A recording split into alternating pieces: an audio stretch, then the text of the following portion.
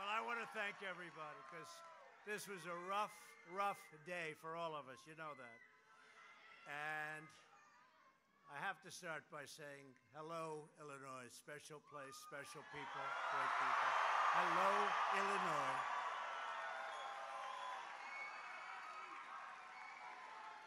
And I'll tell you what, with this crowd, Mike Bost is going to win big. He has to win big. He has to win big. But it's great to be back in the heartland with thousands of hardworking American patriots as we work to re-elect a great man. And actually, to be honest, we have 3 great congressmen here with us today. And we're going to get every one of them in office. And I want to just thank you. But I do specifically, he's been so great on steel and getting you jobs back. I felt I owed it to a congressman to come up today, Mike Bost. Thank you. He's been fighting for you and very hard. Before going any further, I want to address the horrible shooting that took place earlier today. The hearts of all Americans are filled with grief following the monstrous killing of Jewish Americans at the Tree of Life Synagogue in Pittsburgh, Pennsylvania. You've all seen it. You've been watching it. It's horrible. The suspect is in custody. The federal authorities are on the scene and leading an aggressive federal investigation. State and local law enforcement has been incredible. This evil anti-Semitic attack is an assault on all of us. It's an assault on humanity. It will require all of us working together to extract the hateful poison of anti-Semitism from our world. This was an anti-Semitic attack at its worst. The scourge of anti-Semitism cannot be ignored, cannot be tolerated, and it cannot be allowed to continue. We can't allow it to continue. It must be confronted and condemned everywhere it rears its very ugly head. We must stand with our Jewish brothers and sisters to defeat anti-Semitism and vanquish the forces of hate. That's what it is. Through the centuries, the Jews have endured terrible persecution, and you know that. We've all read it, we've studied it. They've gone through a lot. And those seeking their destruction, we will seek their destruction.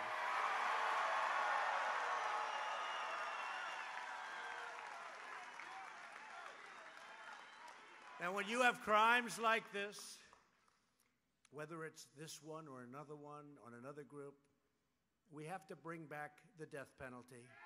They have to pay the ultimate price. They have to pay the ultimate price. They can't do this. They can't do this to our country. We must draw a line in the sand and say very strongly, never again.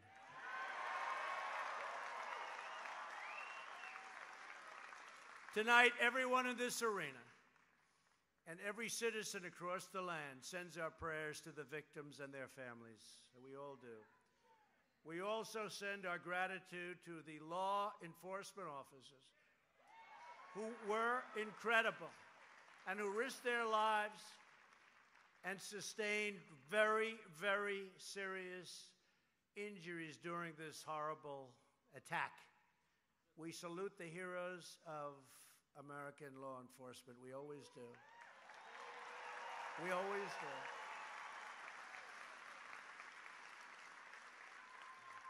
We know how much we appreciate them, and yet they're underappreciated. They have done such an incredible job for so long, and it's a tough job. We see it now. We see it now maybe like we've never seen it before. And this is the time to renew the bonds of love and loyalty that hold us all together as Americans. These bonds have always sustained our nation in its hour of need. You know that. Everybody here knows that. And they are always is more powerful than the forces of hatred and division, anger and evil. In America, we love our families, we love our neighbors, and we protect our community.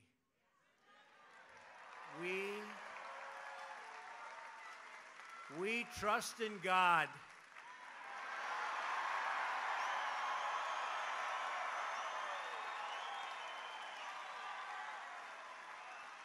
We protect the freedom of worship. And we believe in the power of prayer. We defend our Constitution. We defend our heritage. And we rally around our great American flag like nobody does. All of us here tonight are united by these same American values, and we are all fighting to defend these values in this election. This is a very, very important election. This could be, and I've said it, and I've heard it, and they have spoken it many times, this is our most important midterm election perhaps ever. Because we've made so much progress.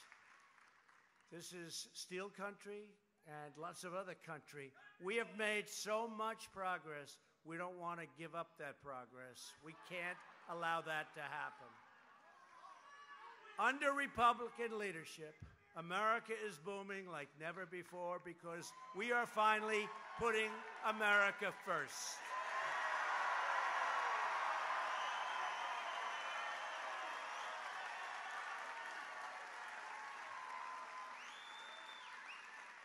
And because we put America first, I had a big decision to make. I just spoke to the future farmers of America in Indianapolis.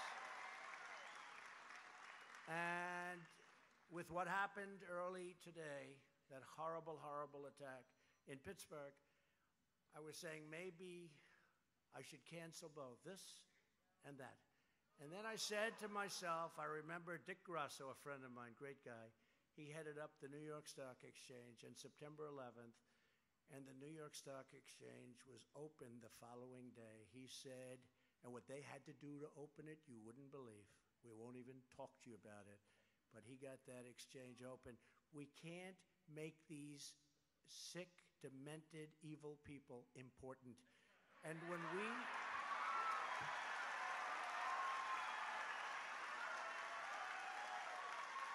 when we start changing around our lives and changing around our schedules and telling thousands and thousands, look at this group of people, and outside, and I hate to say it, but outside you have a group that's almost as big or just as big trying to get in. So you got the better location, but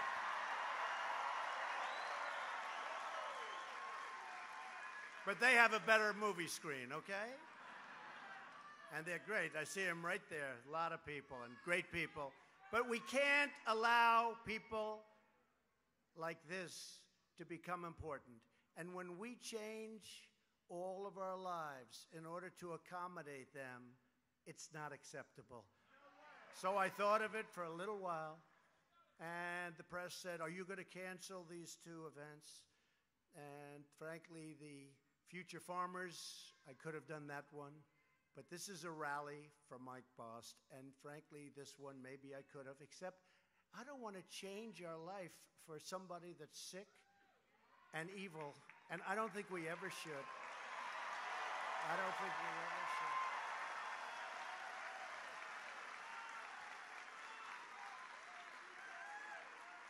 Remember the New York Stock Exchange. Remember the teams, the Yankees, George Steinbrenner. He said, we got to play. Even if nobody comes, if nobody shows up, we got to play. And I remember that George was a tough man. He was a friend of mine, but he was a good man. And he said, we got to play. And they all played. Now, thank you very much. Thank you. Thank you. And I love the people up here also, and I didn't want to have any excuse.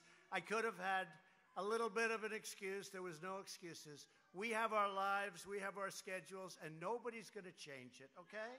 So we're here, so let's have a good time.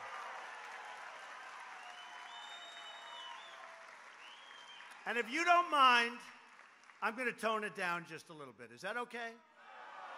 No. Well, you're from Illinois. I had a feeling you might say that. I know you well. I had a feeling you might say that.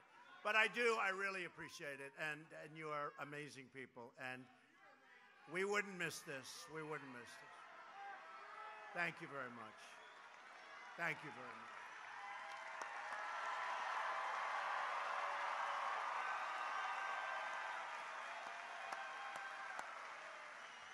Great people. You're great people. You built America. You built America. The unemployment rate just fell to the lowest level in more than 50 years. We produce. More Americans are working today than at any point in the history of our country. Think of that.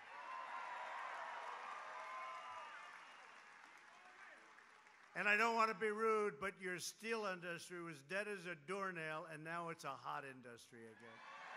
A hot industry. They can dump if they want, but they're going to pay a big price, and that's what happened. And U.S. Steel is bringing back many plants, you know that, and they're opening up some new ones. And Nucor, you see what they're doing. They're building brand new, beautiful plants. And I saw plans of one of them. They're so proud of them. You didn't think you'd see that day when they're starting to build the new steel plants. And the steel workers, I said to a couple of them, big, strong guys, they came up to me. One of them said, "Thank you, sir, for saving our country." And he was crying. And I'm telling you, he was crying. I don't think this guy cried when he was a baby. This guy never cried. But he said that. And I've had a lot of people say, usually when I'm backstage, people just say, "Thank you for saving our country." And I really, at the beginning, thank you. Thank you.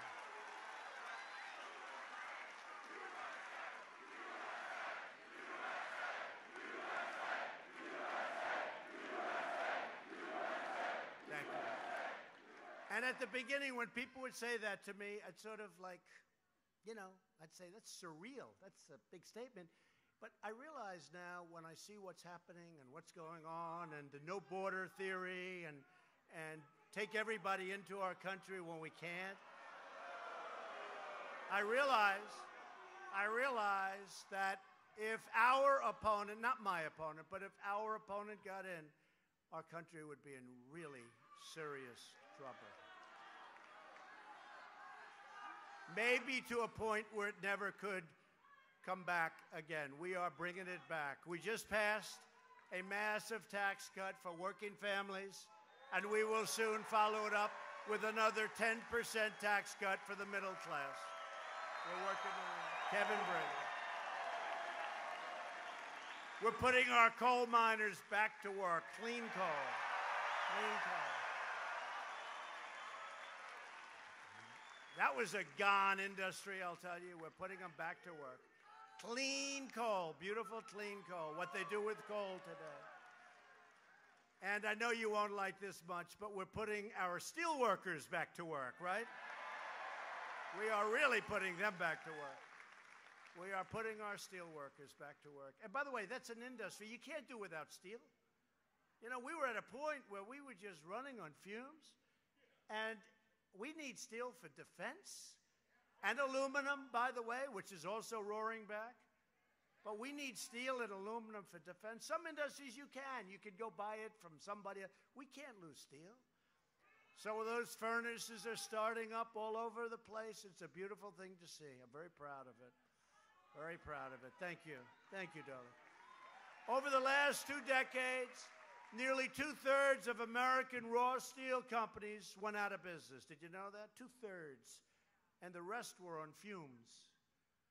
More than 1/3 of the steel jobs, and now it was getting up to about 62%, were vanquished. They were gone.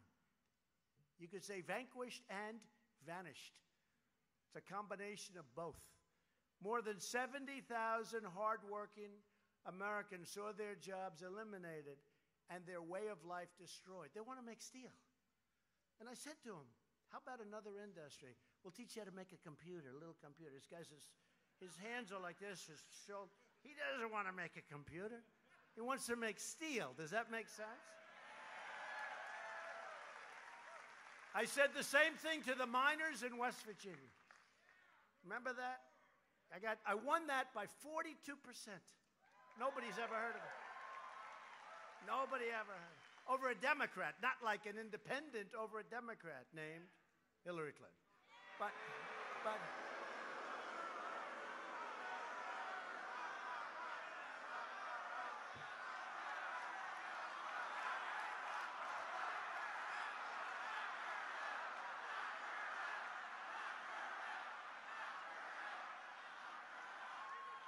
But I said to these beautiful guys, they're West Virginia, big, strong guys. Their fathers were in the mines, their grandfathers, their that's what they do. I said, fellas, supposing we take you to Silicon Valley. And we'll teach you, like, how to make these beautiful little keyboards, these beautiful computers. They looked at me like, hey, you know the expression, we want to dig coal. That's what they want to do. Nobody does it better in the world. And that's what they want to do. Guess what? That's what they're doing again, okay?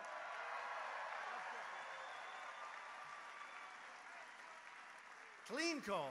Not far from here in Illinois, the historic Granite City Works had idle 2 blast furnaces. You know, 2 of your blast furnaces were down. The whole place was down. And laid off hundreds and hundreds of American workers. But the era of economic surrender is over for our country. It's over. And earlier this year, I kept a very crucial promise. To protect our national security, I imposed a 10% tariff on foreign aluminum and a 25% tariff on foreign steel. And now our steel, aluminum industries are roaring back to life like nothing you've ever seen. 3 months ago, Congressman Mike Bost, by my side, and I'll tell you what, he called me, sir, could you come? I said, who is this guy? He doesn't stop. He's a great guy. He called me, and I came to Illinois, and we celebrated the reopening of 2 blast furnaces at Granite City, and it turned out that that was just the beginning.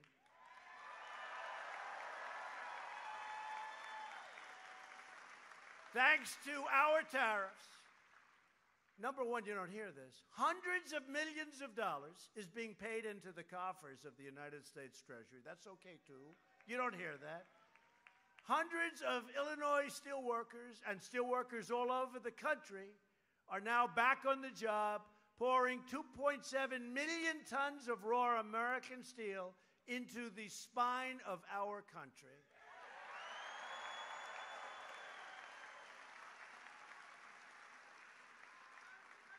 After years of rebuilding other countries, we are finally rebuilding our country. And we are doing it with American steel and American pride. The choice for every American this November is between resistance and results. How about the Democrats? No. Their whole theme is resist. Oh, that's great, resist. It's actually the thing that they're good at. Their policies are no good. They're not good as politicians. What they do is they stick together and they resist and obstruct. If you don't want to be saying the words, ladies and gentlemen, Speaker Nancy Pelosi for the next 2 years, vote Republican. You got to get out and vote. And 2 great guys who are from a little further away, and they're doing well, but you never know in this business. We're honored to be joined tonight by Congressman Randy Holtgren and Congressman Rodney Davis. Come up, Randy and Rodney. Come up, please.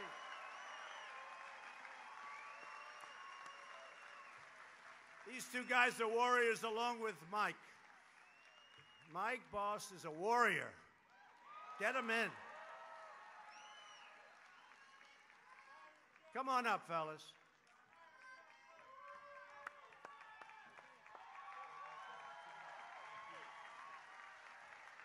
Thank you, Mr. President. God bless you all. This is amazing. We need your vote. My name is Randy Hultgren. I represent the northern suburbs.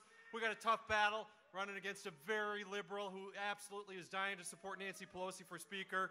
We got to stop that. We got to hold the House. We got to continue to fight for this great country. God bless you all. Get out and vote. Vote early. Thank you. Hey, everyone. When I was up here earlier talking about the success of Republican leadership in Washington working with President Trump, what was that chant we made?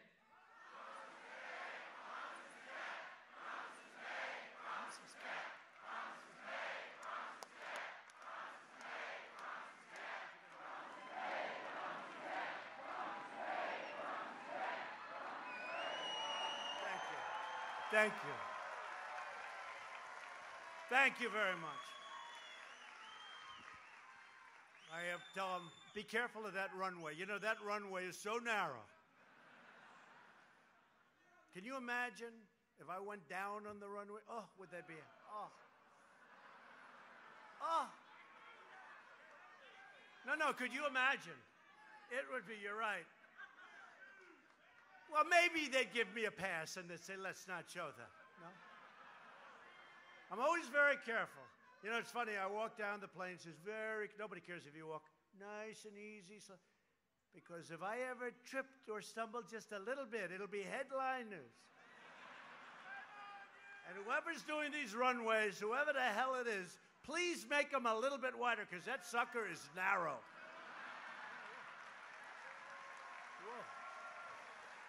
That is a narrow runway. Finally, it's my pleasure to introduce the person we are all here tonight to support, Congressman Mike Bost.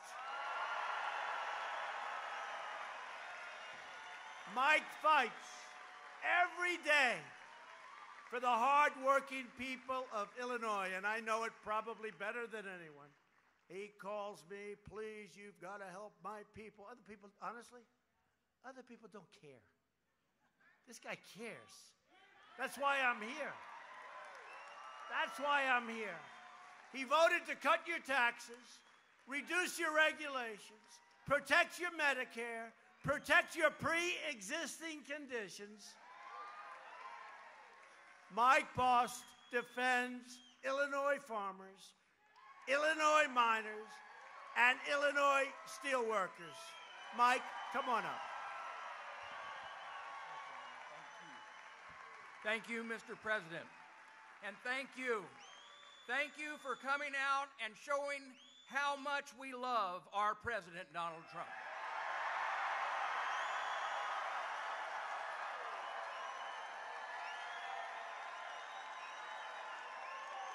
Thank you.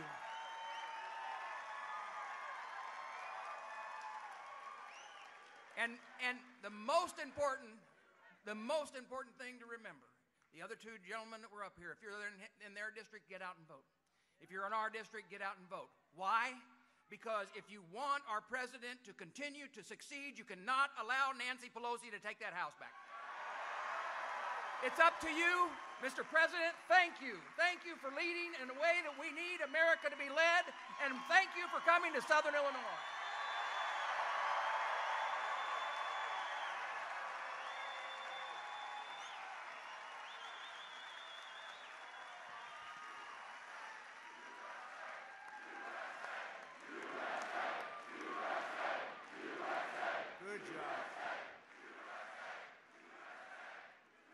Thank you, Mike. And a vote for Mike is really a continuation to make America great again. Very simple. Now, I did a little tiny bit of research, and Mike's opponent, Brendan Kelly, is a vote for Nancy Pelosi and of course, Maxine Waters, and their job-killing agenda. Brendan Kelly opposes your tax cuts.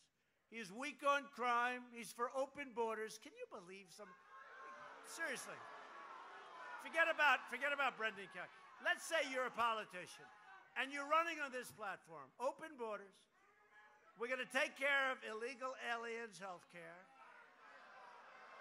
Okay? Think of it. We're going to raise your taxes. Think of it. How do you win a race like that? Seriously. How does anybody win a race like that? I don't know. Brendan Kelly is beholden to the far-left Democrats funding his campaign. His third largest contributor is a group of ultra-liberal, you know who they are, whose name tells you everything you need to know. It's called Swing Left. I think these people don't want to swing left. If you want to stand up for American jobs, factories, and workers, you must vote for Mike Bost. The Republican agenda is America's agenda. Republicans want to lower your taxes. They want less regulation.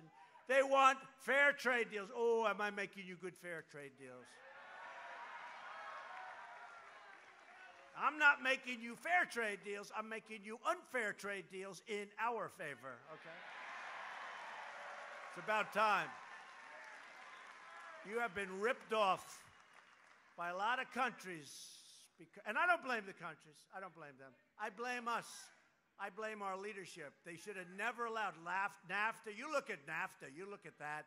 You look at what the European Union has done to us. You look at what China has done to us for so many years. So we're in a little dispute with China.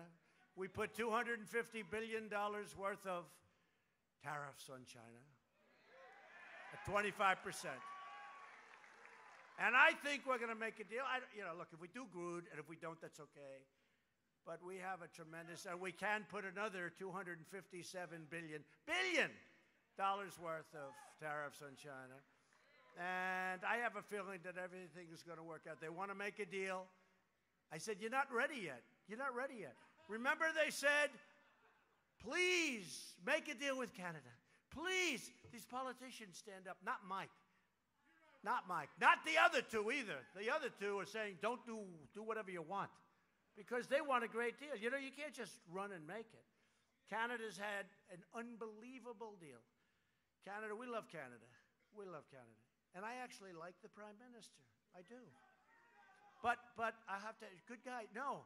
But for years and years, they've taken advantage. They had on dairy products a tariff of 275%. Nobody knew that until I came along and explained it. This woman goes, what? You're about 4 months late, but that's okay. And it's always tough, you know, you're negotiating. And I'm telling Mexico and Canada, hey, I don't care if we ever make a deal. And then I'll have congressmen and senators standing up saying, he must make a deal with Canada. He must make a deal with Mexico. And I'm telling them, I couldn't care less if I make a deal. It doesn't really work. It doesn't work. But it did work. And you know what? We made a great deal. And I think hopefully they made a great deal for Canada. They made a great deal for Mexico. And we all live happily ever after. But we have now got the USMCA. It's a great deal. And we opened the borders. And our companies will not be flowing into other countries. Because now if they do, they pay a tremendous penalty. Republicans want strong borders, no crime, and no caravans, right? We don't want caravans. We're not having caravans.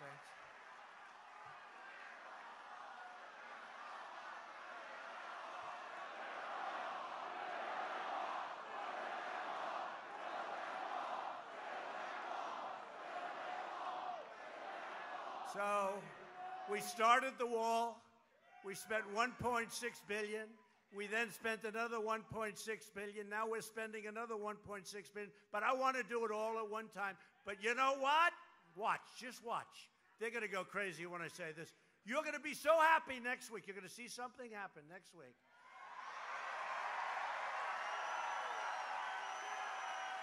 You're going to be very happy. You're going to be very happy. And you know the military is going to the border. You do know that.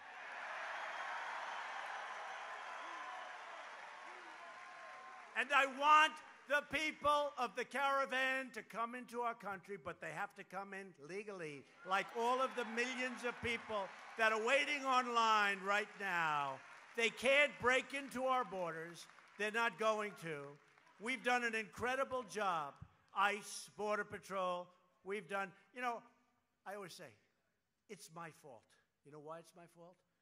Because the country is doing so well, it's so successful, that everybody wants to come here, but it doesn't work that way. So it's my fault. I take the blame. I take the blame. If we let the country fail, we'd have no problem.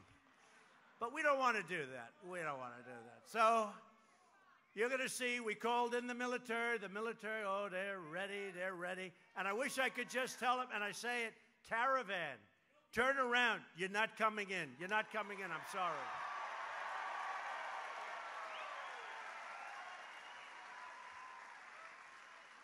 We have taken thousands of MS-13 out of this country, ICE. We've gotten them out.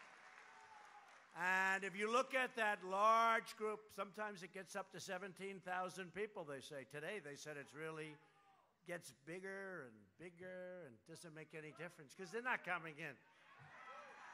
They're not coming in. The military's all ready. And we're going to have border protection, you watch. We're going to have a very strong border protection. But they're not coming in. They can't come in. We want them very badly. We actually need people for our companies because we have many, many companies coming in to the United States. They're coming in, car companies. They're going into Michigan and Ohio and all over. They're coming into Illinois. Get your taxes down a little bit. We got to get your taxes down. Right? But they're coming into Illinois. But we have car companies. They're going north, south, Carolina. They're coming into Florida. Prime Minister Abe was showing me we have a list of companies. They're all, and you know why? Because Japan has made so much money for so many years. I say we have to even it up now, folks. We have to even it up now. The European Union, last year, they made $151 billion. They won't take our product, but we take their Mercedes-Benzes and their BMWs.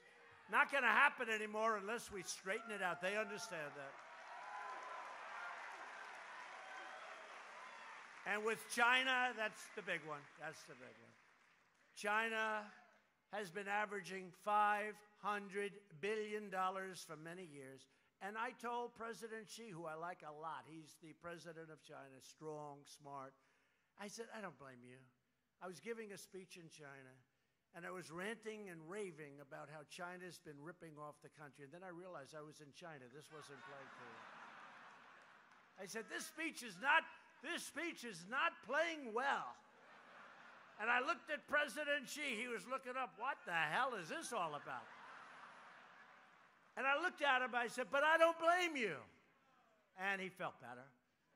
But he wanted to know why. I said, I don't blame you because our leaders were missing in action. They should have never let it happen.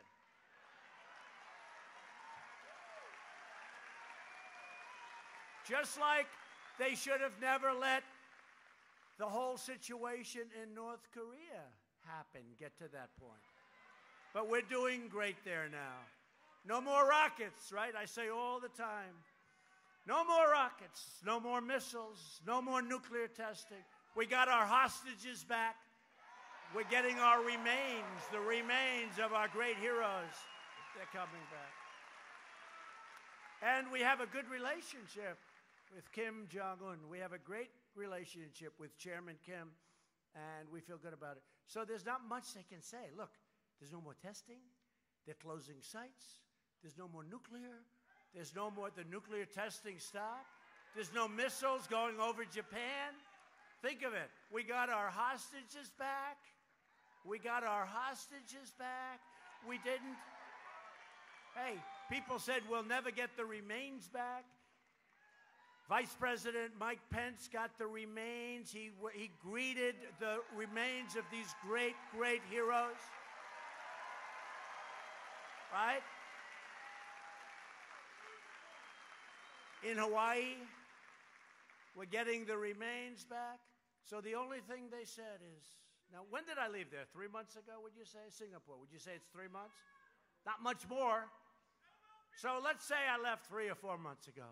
The only thing they say is, it's not moving fast enough. They've been working on this for 70 years.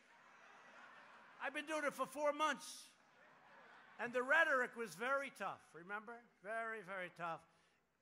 They actually said, this is horrible, the way he's talking. Horrible. This is going to cause war. Well, you would have been in a war the other way. This is going to cause war. Horrible. Oh, did they go after me? So now all they can say is 2 things. They can say, we met, remember? Because we got everything. We're working along. We're getting along great. It's going to be great for North Korea. North Korea will become a great economic place. That location so good between China, Russia, and South Korea. What a location. It's going to be fantastic. But you know what? So they said, how can we go after President Trump? He met. I met. In other words, I met. Think of that. What did I give? I met. So that was one thing. The other thing they say is, it's not going fast enough. What, 3.5 months? And nothing's happened. It's so good. And remember when I first came in, or just before I came in, right?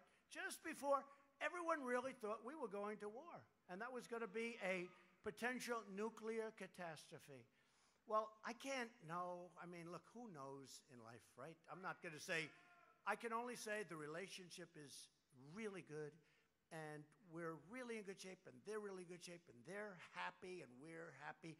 And if it takes long, I don't care. I tell my people, I couldn't care how long. As long as there's no testing, as long as there's no nuclear testing, moving mountains over a little bit, that's the kind of testing. But it's working well. But you remember when they said, it's too rough, the rhetoric. You remember, I don't even want to say it now because I have such a good relationship. I won't even say it. I won't even say it. But the rhetoric was brutal. But ultimately, it was all very important to get this to a point where now we really have a relationship. Now, and again, who knows? But I think it's working out really well. And before I got there, you were in trouble. This was going to be a big war, millions of people killed. Seoul is 30 miles away from that border. And you talk about a protected border, that's a serious border. That's a wall like you never saw before. You look at that wall and you say, I'll pass. I'm going back home. That is I looked at it, I saw it. That's a real deal. It's a fence with a lot of electric current going through it. A lot of different things happening on that fence. You know what you say? You take a look at that, you say, I'm passing. But you know, it's funny. So with that one, they said, he's too tough, it's too strong, the rhetoric is, we're going to end up in war. I had a great meeting with Vladimir Putin. Great meeting. I talked about everything. We will do great. And don't forget, Russia wants our help economically. We're an economic, we have created such wealth. I have done a really good job. $11.7 trillion. Russia wants us to be involved. Russia wants us. Everybody wants our help. I brought up the pipeline. I said, why is Germany paying billions of dollars a month for energy in a pipeline that goes to Russia? Why is Germany giving billions of dollars to Russia, and then we're supposed to protect Germany and Europe from Russia? So they're paying the person and the country. Think of it. They're giving billions of dollars for the pipeline. Nobody else brought that up. Nobody else. I brought it up. But they said he was too nice to Putin. So with one I was too rough, the other one I'm too nice. And let me tell you, if I walked up to President Putin and started a boxing match, and I would have done just fine. But if I walked up to President Putin and started a boxing match, they would have said, he was too tough, this is terrible. In other words, makes no difference. Makes no difference. But we had a very successful meeting with Russia and President Putin, and we're just doing great in foreign affairs. We are doing so much better than anybody thought possible, so much better than we've done in years. And we'll end up getting along well with Russia, well with North Korea, well with China after we equalize out. But we're getting along with a lot of people, and part of the reason we're doing that, and very important for us, is we have built and are in the process of building, by far, the strongest military that we've ever had. We have to have that. We have to have that. But even that, it's economics, because people want a part of this dream. You know, every country, virtually, that comes in to see me, the prime minister, the king, the queen, the president, every country, they start off by saying, Mr. President, congratulations on what you've done. We've never seen numbers like this coming out of the United States. We've never seen anything like it. We've never seen. And if we can help other countries, and that includes the big ones and the strong ones, I want to help them. We want to get along with everybody. We want to get along with everybody. But we want to have a level playing field, not what we had before, okay? Earlier this month, we achieved a historic victory for our Constitution and for the rule of law. We proudly confirmed the newest member of the United States Supreme Court, Justice Brett Kavanaugh.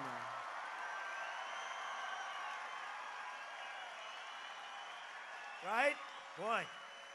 Oh, did they treat him horribly. Did they treat him badly? A great scholar, a great intellect, a great person, great family. Did they treat him badly or what? That was hard to believe. This will be the election of the caravans, the Kavanaughs, law and order, tax cuts, and you know what else? It's going to be the election of common sense, because most of it's common sense. Right? A lot of it's common sense.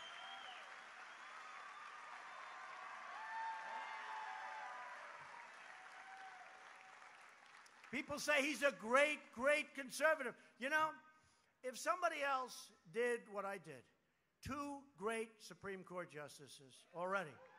Justice Neil Gorsuch, don't forget, one of the greats. He's doing fantastically. Another great intellect, great scholar. Harvard, Oxford. These are serious, great people. Justice Kavanaugh, Yale, then Yale Law School, top talent. I heard with Justice Kavanaugh for years, long before I thought of doing this, 10 years ago, I heard someday there's a man named Brett Kavanaugh. He'll be on the Supreme Court. I said, who is that? But I really didn't care because I didn't figure I'd be putting him on the Supreme Court, right? I hadn't given it too much thought at that time. That was a long time ago, 10 years ago. But we are doing great. But if somebody named Bill Smith was president and he did the things I did, tax cuts, regulation cuts, 2 Supreme Court justices, right to try, you look at all of the things we've done for the vets, you look at the rebuilding of our military, $700 billion. And his name was Bill Smith, President Bill. They would say he is the greatest conservative of all time. But because his name is Donald Trump, you have the haters and they continue to hate. These are foolish and very stupid people. Very stupid people. No, I see some of these guys, seriously. And look, for the most part, I think I just came out, was it 93%? I'd ask them. Hollywood, look, this is like the Academy Awards. Look how many cameras they have back there. It's the Academy Awards. We are in the Academy Awards. But 93% of the people in the Republican Party, it's like a record or something like that, 93% have a high approval rating of Trump, okay? But I'm not talking. I'm talking about that tiny little, you know, the losers that were some guy named Bill Kristol. Listen, he called it wrong from day one. He said, he is not going to run. Okay, I ran. He is not going to win the primaries. Okay, I won the primaries. He will not win the election. I won the election. He will never get a Supreme Court justice approved. I got that. He will never get tax cuts. I got that. He will never cut regulations. I cut more regulations than anybody in the history of the country.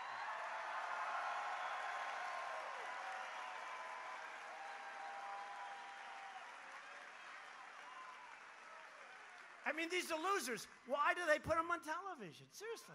Why are they on television? Every time I watch, and I want to say, gee, I wish you could almost like debate these people. They're like fools. And just say every single thing that they've wanted in their whole life that they never would have gotten, I've got them. And they still hate Donald Trump. It's incredible. Fake. No, but there's fake. And honestly, there's fake on our side also. Although I don't even know if they are. But I could name the names. I just don't want to get into it. But you know what I'm talking about. So we have the greatest conservative agenda ever, but I don't view it that way. Somebody said, are you a great conservative? I said, honestly, and I think you'll understand this because you people, you built this country, okay? You built this country. You're going to understand this. You're going to understand this. And I just said it.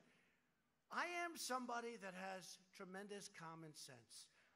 So whether it's conservative or not conservative, it's the right thing, but it's common sense, okay? It's common sense. And when I see open borders and come on in, I mean, in California, he wants open borders, the man running for governor, the Democrat. And I think your Republicans doing a good job out there, but it's a hard place because the Democrats, who knows. But in California, he wants open borders. He wants to take care of all welfare, all medical, everything. He wants to pay for college education and education. He wants to pay for medical. I mean, California is going to have more people than the United States of America. No, seriously, people are going to come from all over the world. They get free education, free health care. I mean, does anybody really believe? And by the way, they owe about $14 zillion. And they just put a gas tax on that the Republican candidate wants to take off. He should win. John Cox, he should win. He's so good. It's a hard place to win, but he should win. He wants to take off the gas tax. They have a gas tax.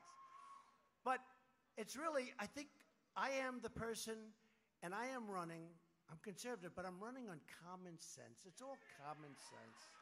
We can't let people break in and assault our country. We can't let, you saw the caravan. I mean, you look at it sometimes, it is massive. How the hell can we take everyone in? And some of those people are people that we don't want. I hate to say it. Some of those people are people that we do not want, and some of those people I would love to have because we need them, but they have to apply. As we speak, the Democrat, not the Democratic, the Democrat, I hate saying it. You know, it's so, it doesn't flow right. I say the Democrat Party, and I always say it because it's the right thing. The name is the Democrat Party. It sounds so much more beautiful, the Democratic Party, right? And I say to myself, I don't want to tell them they should probably change their name. But as much as I hate saying it, because it sounds badly and it doesn't roll off your lips, the Democrat Party is openly encouraging millions of illegal aliens to break our laws, violate our borders, and overwhelm our country. And Democrat sanctuary cities release these criminal aliens out of jail and right onto your streets. And you have it up here more than you know. You do know that. Illinois. Congratulations. Republicans believe our country should be a sanctuary for law-abiding Americans, not criminal aliens. And the Republican Party will always stand proudly with the heroes of ICE and Border Patrol and law enforcement. And those great Pittsburgh police officers, you saw the job they did. We stand with them and we wish them well. God bless them. Seriously injured. This election is about borders, and this election is about jobs. In less than 2 years' time, we have created over 4.2 million new jobs and lifted over 4 million Americans off of food stamps. Think of that. Because they're working. Do you know how much money our country saves when we do that? And you have happy people. We have created almost 500,000 new manufacturing jobs. Think of that. Remember, you'd need a magic wand. Nobody's manufacturing anymore. I kept saying when I heard the past administration, I'm being nice. I want to be nice. When I heard the past administration say that we don't have to make things anymore, I say, explain that to the people of Illinois, please, okay? And actually, the number's going to be 600,000 new manufacturers. And these are our best jobs. African-American poverty has reached an all-time historic low, lowest it's ever been.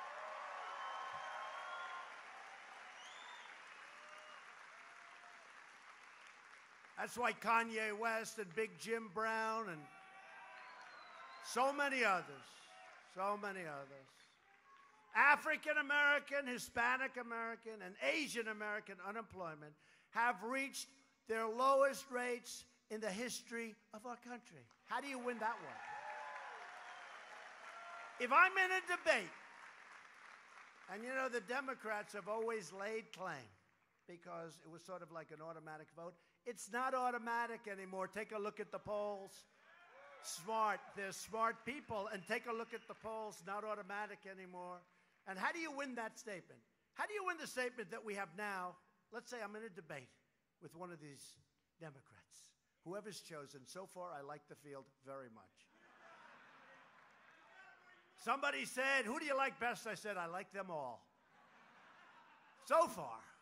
But how do you lose a debate where you say, as an example, no, we can't use Pocahontas anymore. She's got no Indian blood. We can't use the name. He says, call her Pocahontas. I can't do it. She doesn't have any Indian blood. I have more than she does, and I have none. Right? I have none, but it's more than her. So I can't call her Pocahontas anymore, but I think I will anyway. Do you mind? I think I will anyway. But how do you lose a debate? You're up in a debate, millions of people are watching, and they're going to say what they're doing for the African Americans and what they're doing for the Asians, what they're doing for the Hispanic Americans. And I say, excuse me, but we just had the best job numbers in the history of our country for all of those groups. How do you win that? You know what happens? They go, okay, let's get on to the next subject. But that's not all. Almost every category, every number is the best. Except I failed with women. You know that. Women's unemployment just fell to 3.6%, which is only the lowest rate in 65 years. So that's not historic. We're going to get there soon. Remember last election? They said he will do badly with, look at all the women's signs, right? He will do badly. I love you too. He will do badly with women. He will not get the women. Did you see the women vote? I think I won the election because of the women, not the men. No, we did very well with the men too. We did well with the men too. The men get it. They get it. We're bringing down the price of prescription drugs massively. This week I took historic action to stop the global free, you know what this is. We actually capitalize it. Global freeloading, in which drug companies charge higher prices for Americans to subsidize lower prices for countries throughout the rest of the world. Other than that, it's very fair to us. We're not doing that anymore. Secretary Azar has done an incredible job. Drug prices will be falling radically. Got a lot of people that are middlemen that aren't going to like me too much. Republicans are also strongly protecting Medicare. A majority of Democrats on the ballot for Congress have already signed up for a government takeover of health care that would obliterate Medicare and terminate Medicare Advantage for 500,000 Illinois seniors who depend on it. It will obliterate it. Republicans will defend Medicare for our great seniors who have earned it, and whether you know it or not, they've actually paid for it. This week I very proudly signed into law the largest bill to fight the opioid epidemic, largest in American history, $6 billion to fight a big problem that you have in Illinois and that we have all over the country. We passed Veterans' Choice, giving our veterans the right to see a private doctor rather than waiting online for weeks and weeks and weeks. 44 years they've been trying to pass it. I got it passed. It's signed as of 2 months ago. It's finished. Here's a veteran. Are you happy? Are you happy? Thank you. He's happy. Thank you, man. Thank you. Thank you. He just said, you saved our country. I love you, veteran. Thank you, man. Hold up that American flag. Hold it up.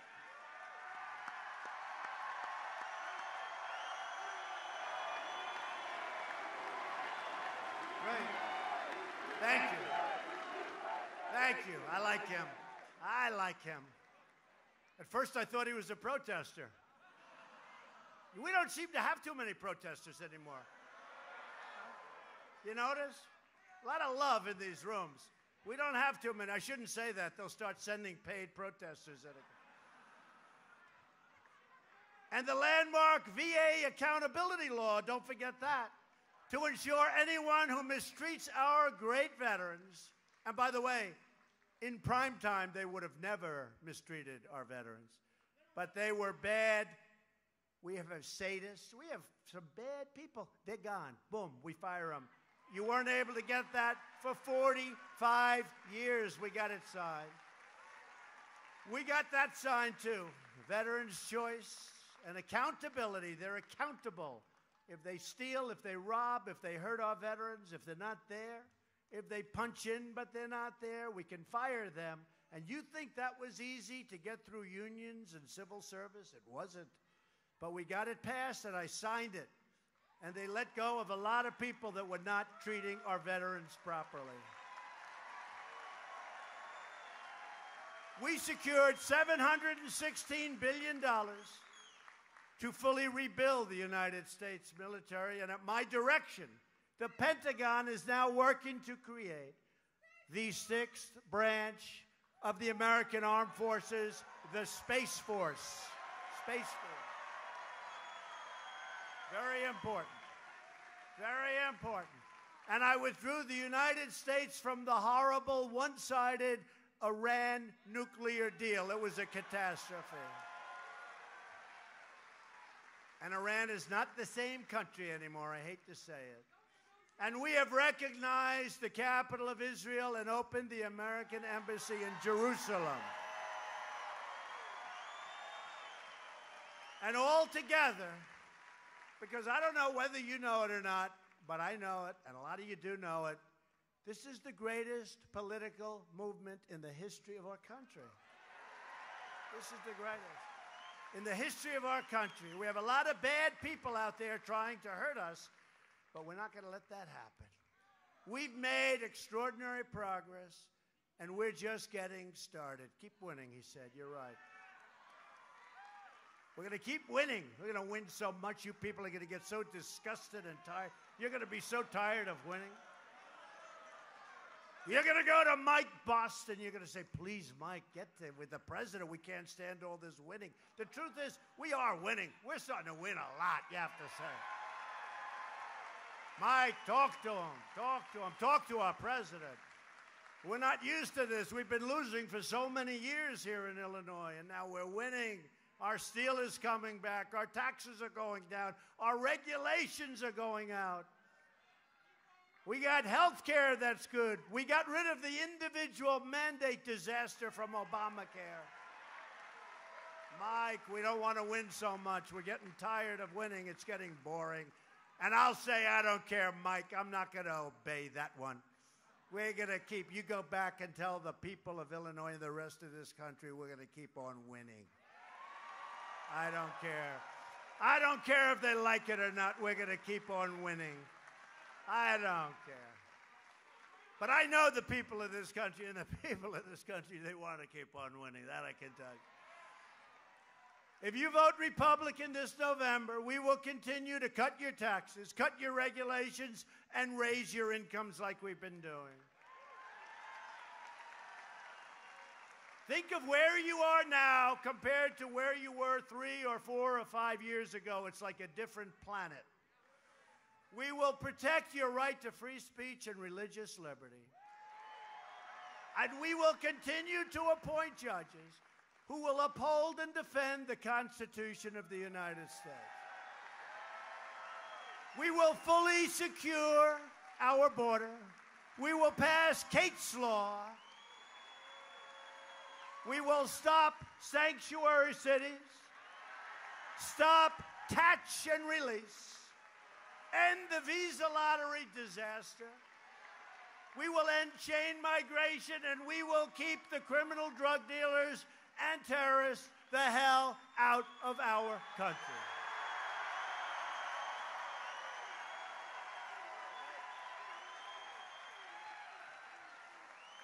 We will lift millions of our citizens from welfare to work, dependence to independence, and poverty to prosperity. That's what's going to happen.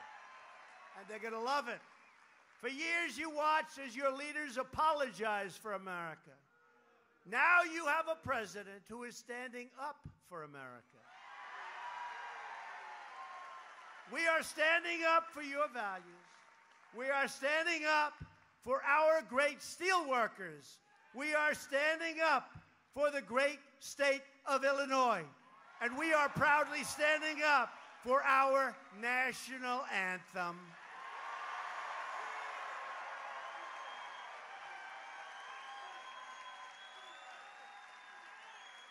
To continue our incredible momentum, you need to get your friends, get your family, get your coworkers, and get out and vote early for Mike Bost.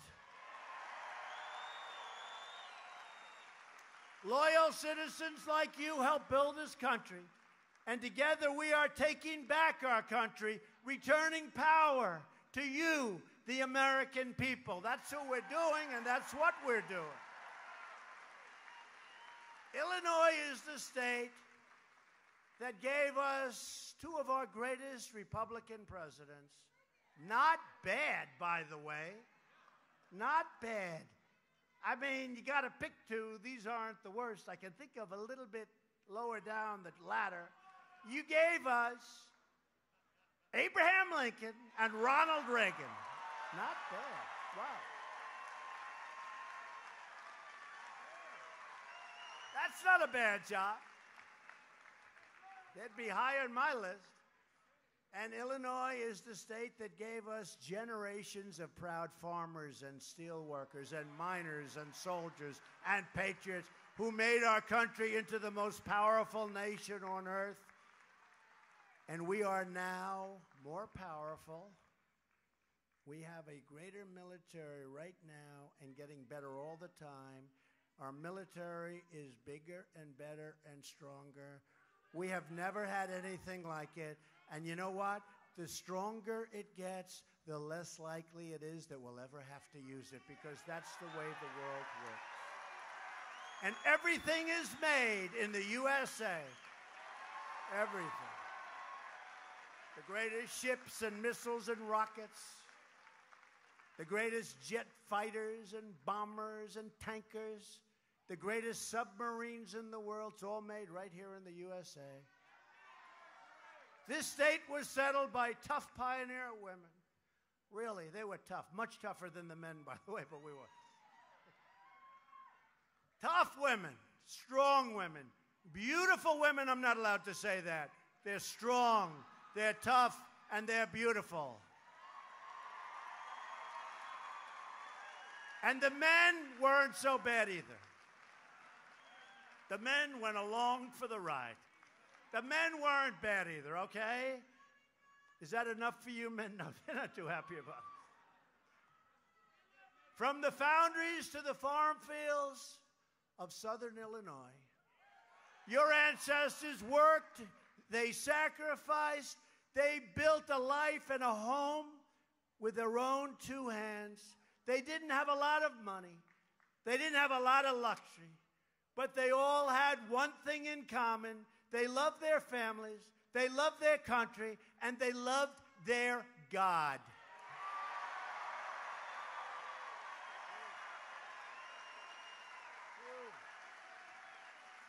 These courageous Americans did not shed their blood, sweat, and tears so that we could sit at home while others tried to erase their legacy, tear down our history, and destroy our proud American heritage. For the sake of our freedom and for the sake of our great children, we are going to work, we are going to fight, and we are going to win, win, win. And we are going to keep winning. It will be total victory. You know it, and so do I. We will not bend. We will not break. We will never give in. We will never give up. We will never back down. We will never surrender. And we will always fight on to victory. Always. We are one people and one family with one glorious American destiny. We all share the same home. We all share the same heart. We all salute the same flag. And we are all made by the same Almighty God. And all together, with love in our hearts and hope in our souls, we will make America wealthy again. We will make America strong again. We will make America safe again. And we will make America great again. Thank you, Illinois.